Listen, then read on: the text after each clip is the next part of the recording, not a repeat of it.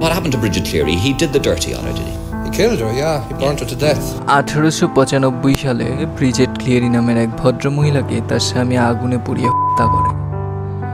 তার পেছনে সে কারণ হিসেবে বলে যে যাকে ভদ্রলোক পুড়িয়েছে সে আসলে তার স্ত্রী ছিল না, তার স্ত্রীকে নাকি পরীরা উঠিয়ে নিয়ে গিয়েছিল, বরং যাকে সে পুড়িয়েছে সে ছিল আদতে একটা চেঞ্জলিং। হ্যাঁ, আপনি ঠিকই শুনছেন, চ্যালেঞ্জিং নয়, চেঞ্জলিং। ইউরোপিয়ান লোককাহিনীতে চেঞ্জলিং হলো বেসিকলি এমন এক ধরনের পরী বা ফেইরি যাদেরকে সেই সব মানুষদের জায়গায় রেখে যাওয়া হতো যাদের ফেইরিরা চুরি করে নিজেদের কাছে নিয়ে যেত। ছোটবেলায় নিশ্চয়ই বহুবার শুনেছেন যে অমুকের শিশুকে পরীরা উঠিয়ে নিয়ে গেছে, অমুক ছেলেকে মেয়ে জিন উঠিয়ে নিয়ে গেছে। সঙ্গে সঙ্গে আরেকটা কথাও সম্ভবত অনেকবার শুনেছেন যে বাচ্চাকে কখনো একা ফেলে রাখা উচিত না, খারাপ কিছু চোখে পড়ে যেতে পারে, খারাপ বাতাস লাগতে পারে, ইত্যাদি ইত্যাদি। শুনেছেন না? ইউরোপিয়ান মিথে এই খারাপ কিছুই হচ্ছে ফেইরিরা, কিছু ক্ষেত্রে অন্যান্য স্পিরিটও। ফেইরিরা সাধারণত একেবারে কোলে শিশুদেরকেই চুরি করত, বেশিরভাগ সময় শুধু চুরি করে তারা চলে যেত, কিন্তু কিছু কিছু সময় নিজেদের কোনো কোনো শিশুকে তারা মানুষের বাচ্চার জায়গায় ফেলেও যেত। সে ফেলে যাওয়া ফেইরি তারপর মানুষের আশেপাশে, মানুষের ভেতরেই আদরে কিংবা যত্নে কিংবা দুর্দশা আর অবহেলায় বড় হয়ে উঠত। বেশিরভাগ সময় অবহেলায় বড় হয়ে উঠতে হতো তাদের। আর সব লোককথার মতোই চেঞ্জলিং কনসেপ্টেরও রিয়েল লাইফের সঙ্গে একটা দুঃখজনক কোরিলেশন আছে। সেটা কি তাতে যাওয়ার আগে বলি, চেঞ্জলিংদের পরিবর্তে যে মানব শিশুদের চুরি করা হতো, সেই চুরির পরে আসলে তাদের সঙ্গে করাটা হতো কি? ক্যাথেরিন ব্রিগ 1976 সালে তার বইয়ে লিখেছেন, একটা মানব শিশুকে নানা কারণে চুরি করা হতে পারে। কাজ করানোর জন্য চুরি করা হতে পারে, বাচ্চাটাকে ভালোবেসে কিংবা বাচ্চার প্রতি অবসেশনেও পরীরা বাচ্চাটাকে চুরি করতে পারে, অথবা একেবারে নির্জলা আক্রোশ থেকে ওরা শিশুদের চুরি করতে পারে। সাধারণত যদিও ভাবা হতো যে বাচ্চার বদলে বাচ্চাই রেখে যায় ফেরিরা, কিন্তু কিছু কিছু সময়ে বৃদ্ধ ফেরিদেরকেও বাচ্চা জায়গায় ফেলে যাওয়া হতো, যাতে বাদ বাকি শেষ জীবনটা তারা একটু আরামে আদরে কাটাতে পারে। একটি কুসংস্কার আমার ছোটবেলায় আমি অনেকবার শুনেছি যে মাথার কাছে ম্যাচ বা ধাতব কিছু রাখলে নাকি খারাপ জিনেরা বাচ্চার প্রতি কুদৃষ্টি দিতে পারে না। ইউরোপিয়ান লোককথাতেও দেখলাম চেঞ্জলিং এড়াতে কিংবা খারাপ ফেরিদের হাত থেকে নিজেদের শিশুদের বাঁচাতে এই জাতীয় কাজ তখনকার ইউরোপিয়ানরাও করত। বাচ্চা যখন ঘুমাতো তখন বাচ্চার মাথার কাছে ম্যাচের বদলে তারা জামা উল্টে রাখত, এছাড়া অনেকে লোহার কেচিও রাখত। আমাদের জনশ্রুতি যেমন বাচ্চাদের খারাপ কিছুর ভয়ে সবসময় চোখে চোখে রাখতে উৎসাহ দিয়েছে আমাদের লোককাহিনীতে, তেমনি ইউরোপিয়ান লোককথাতেও চেঞ্জলিংদের এড়াতে ছোট শিশুদের চোখের আড়াল করতে নিরুৎসাহিত করা হয়েছে। সব কিছুই কেমন যেন মিল মিল, তাই না? এর একটা ব্যাখ্যা অবশ্য ফোকলোরিস্ট D.L. অ্যাশলিম্যান তার চেঞ্জলিং নিয়ে লেখা এসেতে দিয়েছেন। চেঞ্জলিংয়ের গল্পগুলোকে তিনি ব্যাখ্যা করতে চেয়েছেন প্রি ইন্ডাস্ট্রিয়াল ইউরোপের পরিবার নিয়ে মানুষের বেঁচে থাকার সংগ্রামকে হাইলাইট করে। তিনি যেটা বলতে চেয়েছেন, প্রি ইন্ডাস্ট্রিয়াল আমলে ইউরোপের অর্থনীতি যখন শুধু কৃষিতেই ফোকাস ছিল, তখন একটা কৃষক পরিবারের সাবসিস্টেন্ট, যেটাকে আমরা জীবিকা বলি, প্রায় নির্ভর করত পরিবারের প্রতিটি সদস্যের প্রয়োজনীয় শ্রম ব্যবহারের উপর। এই আর্থসামাজিক বাস্তবতায় একটা চেঞ্জলিং পরিবারের জন্য বোঝা হয়ে দাঁড়াতো। কেন চেঞ্জলিংদের পরিবারের জন্য বোঝা হিসেবে দেখা হতো সেটা আর একটু ভেঙে বলবার আগে বাচ্চা অদল বদল হয়ে সেই বাচ্চার জায়গায় যেই ফেরি শিশুকে ফেলে যাওয়া হয়েছে তাকে কিভাবে আইডেন্টিফাই করা হতো সেটা বলি। আইরিশ কিংবদন্তিতে এসেছে যে চেঞ্জলিং মানে অদল বদল হওয়া পরীর বাচ্চারা সাধারণত রুগ্ন হবে, সাধারণ শিশুদের মতো ওদের শারীরিক বিকাশ ঘটবে না এবং অন্যান্য নানান শারীরিক বৈশিষ্ট্য যেমন শিশুদের লম্বা দাঁত কিংবা অনেক সময় দাড়িও থাকতে পারে। এইসব ফেরি শিশুরা এদের বয়সের অনুপাতে অস্বাভাবিক কম কিংবা বেশি বুদ্ধিমত্তা দেখাতে পারে, যার ধারে পরিবেশের ব্যাপারে বেশিরভাগ সময়ই এরা অসহজাত সংবেদনশীলতা দেখাতে পারে। তবে কিছু কিছু ক্ষেত্রে একেবারে সাধারণ দেখতেও হতে পারে এরা। সহজেই বোঝা যায় পরিবারে একটা রুগ্ন শিশু থাকবার অর্থ হচ্ছে উপার্জন একজন অতিরিক্ত অকেজো সদস্যর ভেতর বাট হয়ে যাওয়া। স্বাভাবিকভাবে ইউরোপিয়ান ফ্যামিলিগুলো তখনকার বাস্তবতায় ব্যাপারটাকে ভালো চোখে দেখত না। এজন্যই বোধহয় লোককথায় চেঞ্জলিংদের উদগ্র ক্ষুধার কথাও উঠে এসেছে। আমার ব্যক্তিগত ইন্টারপ্রিটেশন হচ্ছে, প্রতিবন্ধী বলে পরিবারগুলোতে হয়তো চেঞ্জলিং হিসেবে চিহ্নিত করা শিশুদের কম খাবার দেওয়া হতো, তাই সবসময় এই শিশুরা ক্ষুধায় কাতর হয়ে থাকতো এবং খাই খাই করত। ফলশ্রুতিতে পরিবারের এবং আশেপাশের লোকেদের জন্য ক্রমশ আরও বিরক্তিকর হয়ে উঠত। লোককথায় যদিও বিষয়টাকে একেবারেই সরলভাবে তুলে ধরা হয়েছে। বলা হয়েছে চেঞ্জলিংরা যেহেতু আদতে ফেরি, তাই তাদের ক্ষুধা তীব্র। ডিএল অ্যাশলিম্যান তার এসেতে লিখেছেন, চেঞ্জলিংয়ের লোককথাগুলোর সাথে নানান সময়ে ঐতিহাসিক ঘটনাগুলো রিলেট করলে দেখা যায় যে চেঞ্জলিং সম্পর্কিত ঘটনাগুলোতে ইনফ্যান্টিসাইডই সবচেয়ে বেশি প্রচলিত পরিণতি ছিল। এখন প্রশ্ন আসতে পারে, ইনফ্যান্টিসাইড কি?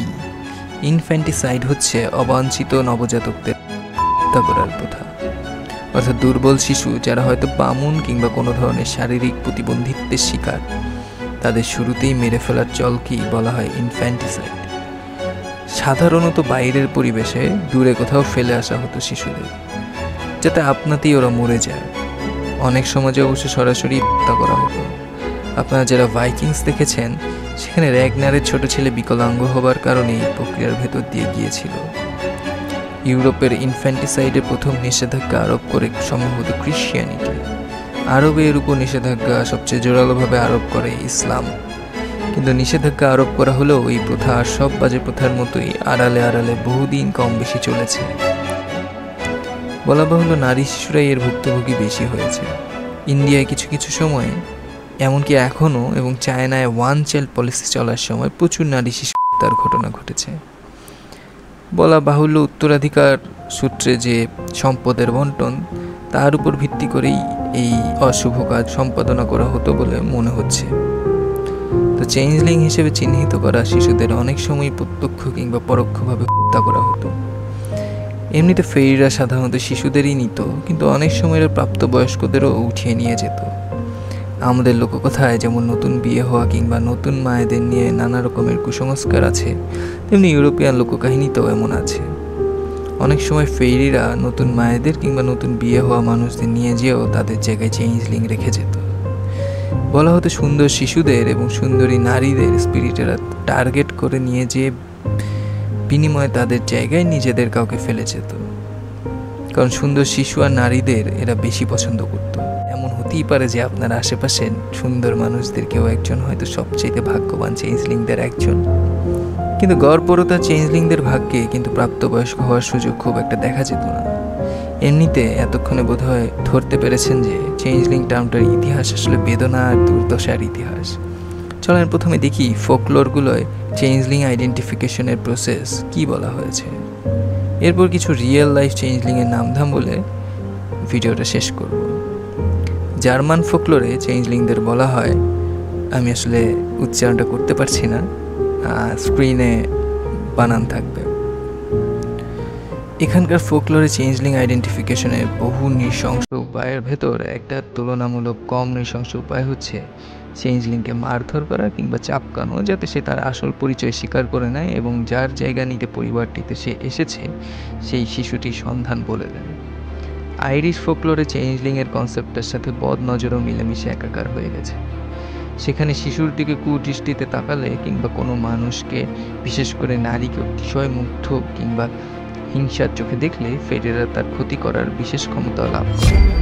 বলা বাহুল্য, এই কারণেই কাহিনীগুলোর নতুন বউ আর মা আর নবজাতকদের কথা বেশি উঠে এসেছে। বিশেষ করে যারা বাহ্যিকভাবে সুন্দর তাদের কথা বেশি এসেছে। তা আইরিশ ফোকলোরে এসেছে যে চেঞ্জলিং শিশুকে আগুন ছুঁড়ে মারার মাধ্যমে তার আইডেন্টিফিকেশন সম্ভব। আইরিশ বাড়িগুলোতে চিমনি আছে। বলা হয়েছে যে চেঞ্জলিংদের আগুনে ছুঁড়ে মারলে তারা চিমনি দিয়ে পালিয়ে যাবে এবং আসল শিশুটিকে ফেরত দিয়ে দিবে। বিষয়টা অ্যাবসার্ড এবং একই সাথে অমানবিক, তাই না? কারণ শিশুটি আসলে চেঞ্জলিং নাকি সেটা তো আগুনে ছুঁড়ে ফেলবার আগে বোঝার উপায় নেই। এই নিয়ে একটা গল্প সুইডিশ ফোকলোরে এসেছে। গল্পটা শুরু হয় এভাবে যে একজন মা তার শিশুকে চেঞ্জলিং হিসেবে সন্দেহ করার পরেও চেঞ্জলিংটিকে আগুনে ছেড়ে ফেলে দিতে অস্বীকৃতি জানায়, এবং সে যে চেঞ্জলিং এটা জানার পরেও সে চেঞ্জলিংটিকে নিজের সন্তানের মতো আদর দিয়ে পালতে থাকে। এই নিয়ে ভদ্রমহিলার সঙ্গে তার স্বামীর ক্যাচাল হয় এবং এই ক্যাচালের পরে ভদ্রমহিলার স্বামী তাকে ত্যাগ করে এবং একসময় জঙ্গলের ভেতর দিয়ে হাঁটতে হাঁটতে সে তার আসল পুত্রের দেখা পায়। চেঞ্জলিংরা কাউকে নিয়ে গেলে তাকে আর মুক্তভাবে ঘুরে বেড়াতে দেখা যেত না, কিন্তু এই ভদ্রলোকের ছেলে ফ্রিলি ঘুরে বেড়াচ্ছিল। ভদ্রলোক যখন এই ঘটনা দেখেন তখন আশ্চর্য হন। ছেলেকে জিজ্ঞাসা করা হলে ছেলে তাকে জানায় যে চেঞ্জলিংটির প্রতি ছেলেটির মা কখনো নিষ্ঠুর মনোভাব পোষণ করে নাই দেখে চেঞ্জলিংটির আসল মা, যে আদতে ফেইরি, ওই ফোকলোরে ছিল যে সে আসলে একটা ট্রোল, অন্য ধরনের স্পিরিট, সেও তার সাথে কোনো নিষ্ঠুর আচরণ করে নাই। এবং ফাইনালি যখন সে দেখেছে যে চেঞ্জলিংটিকে রক্ষা করতে ভদ্রমহিলা নিজের সবচেয়ে প্রিয় মানুষ, নিজের স্বামীকেও ত্যাগ করেছেন, তখন আসলে সে বুঝতে পেরেছে যে ছেলেটিকে আটকে রাখার আর কোনো প্রয়োজন নেই। স্বামীটির দিক থেকে এই ঘটনাটির নানা রকমের ব্যাখ্যা করা যেতে পারে, কিন্তু সেসবে না চেয়ে একটা কথাই জানাই, সেটা হচ্ছে ফোকলোরে ফেরিরা তুলে নিয়ে যাওয়া সন্তানদের কোনো ক্ষতি করে কিনা সেই ভয়ে মায়েরা অনেক সময় চেঞ্জলিংদের অনিচ্ছাকৃতভাবেও দেখভাল করত। সুইডিশ এই ফোকলোরে অবশ্য স্বেচ্ছাতেই মাটি চেঞ্জলিংদের দেখভাল করেছিল। এটা একটা মানবিক গল্প। পোলিশ লোককথায় ম্যামুনা নামের এক রকমের স্ল্যাভিক প্রেতাত্মাকে চেঞ্জলিংদের জন্য দায়ী করা হতো। ম্যামুনা মূলত জলাভূমির প্রেত, নদীর পাশের ঝোপঝাড়ে মূলত এর বাস। দেখতে কুৎসিত, অতিশয় বৃদ্ধা, লোমশ গা আর লম্বা চুল এবং অতিকায় বক্ষ, এই হচ্ছে তাকে চিনবার উপায়। এই প্রেতাত্মা নবজাতকদের চুরি করে তাদের জায়গায় নিজের সন্তানকে রেখে যেত। খানিক বয়স হবার পরে তাদের ভেতর চেঞ্জলিং হবার বিষয়টি প্রকট হতে শুরু করত। অসামঞ্জস্যপূর্ণ দৈহিককরণ, বিশাল পেট, ছোট ছোট হাত পা এবং অস্বাভাবিক বড় মাথা কিংবা সাধারণের চাইতে ছোট মাথা। ফোকলোরে আছে যে এরা সাধারণত আশেপাশে মানুষদের নিয়ে বিদ্বেষপূর্ণ মনোভাব পোষণ করত, নিজের মাকে ভয় পেত, খুব শোরগোল করত, ঘুমাতেই চাইত না।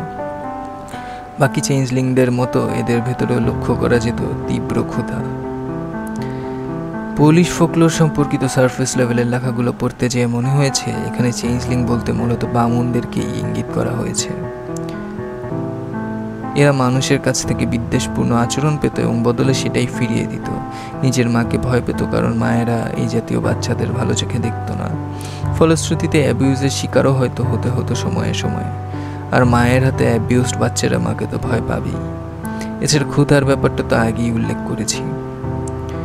চেঞ্জলিং নিয়ে পড়তে গিয়ে আমার মনে একটা প্রশ্ন কাজ করেছিল যে ফেরিরা বা অন্য কোনো স্পিরিট যখন বাচ্চা অদল বদল করে তখন প্রারম্ভিকভাবে চেঞ্জলিংটাকে দেখে কি বোঝা যায় যে ওটা চেঞ্জলিং হয়ে গেছে। ওয়েলসের ফোকলোরে যেসব চেঞ্জলিংয়ের উল্লেখ আছে সেগুলো শুরুতে সাধারণ শিশুর মতোই থাকে, পরে আস্তে আস্তে চেঞ্জলিং হবার বৈশিষ্ট্য প্রকাশ পেতে শুরু করে। বাকিগুলো এরকম ক্লিয়ার তথ্য নেই, তবে আমার কাছেও ওয়েলসের ন্যারেটিভটাকে ইরাশনাল মনে হয়েছে। এছাড়া চেঞ্জলিং সন্দেহে বাচ্চাদের কষ্ট দেওয়ার উদ্দেশ্যে সবখানি আগুনের উপর ধাতব পাত্রে কিংবা অনেক সময় হট ওভেনের ভেতরেও দুর্ভাগা শিশুদের রাখা হতো।